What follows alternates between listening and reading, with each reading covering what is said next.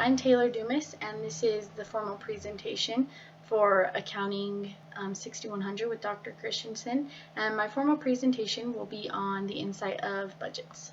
The supplemental article that I chose to do my presentation on was Who Needs Budgets by Jeremy Hope and Robin Fraser. So a little overview of the article. It kind of talked about like how the old budgets was kind of turning into a downfall for the company.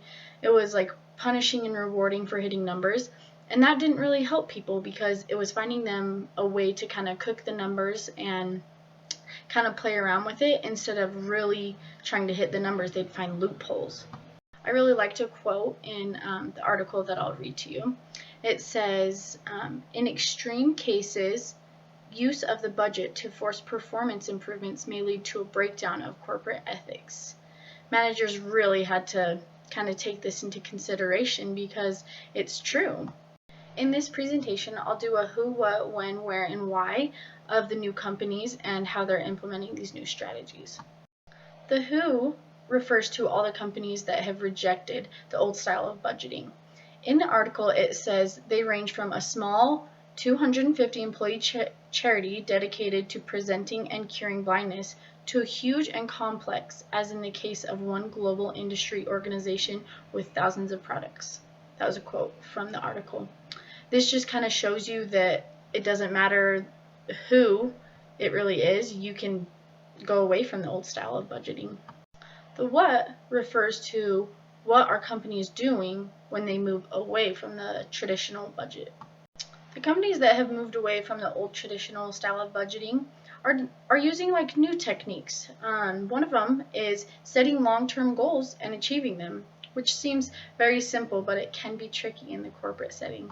The way that companies measure these goals are called KPIs. They're key performance indicators. They can be anywhere from cash flow to customer satisfaction or anywhere in between. It's just something that you can identify that is something that you can measure. Rolling forecasts are another way that companies are moving away from traditional budgeting. They measure the last 5 to 8 quarters, and they measure like the few key variables. The great thing about rolling forecasts is it's up to date. They update it every 3 months, so it's a really great way to evaluate. Handelsbanken is one of the companies that they talk about in the article that has moved away from it. They talk about kind of a company strategy where they perform against each other using peer praise. This is a great way to get all your employees involved and encourage them to really fight and try to, be the best without a bonus or a reward. It's just based purely on peer praise. This also solves the problem of free riders. All your peers know how you're doing and how well you're doing, so it helps you to be encouraged to do well. This slide kind of shows you a timeline of budgets. Budgets weren't always used for like performance evaluations. This started in the 1960s, but not long after, all the companies figured out that it wasn't always a good thing to use budgets as performance evaluations. Where? There wasn't a specific place that it really is, but it did start in Northern Europe, and it now today ranges all around the world.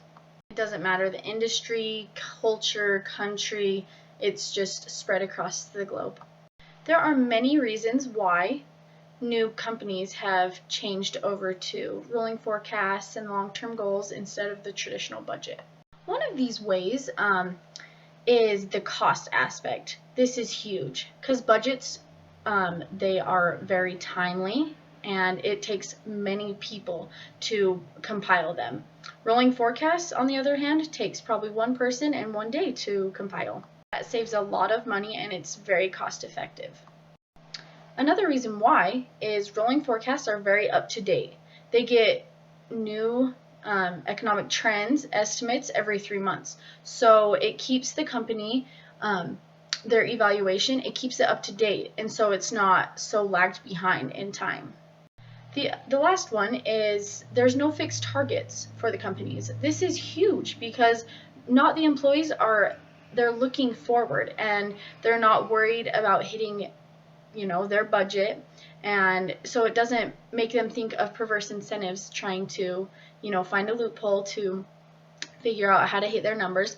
It really is they're trying to make the company better. That's the end of my presentation. Hope you enjoyed. Thank you.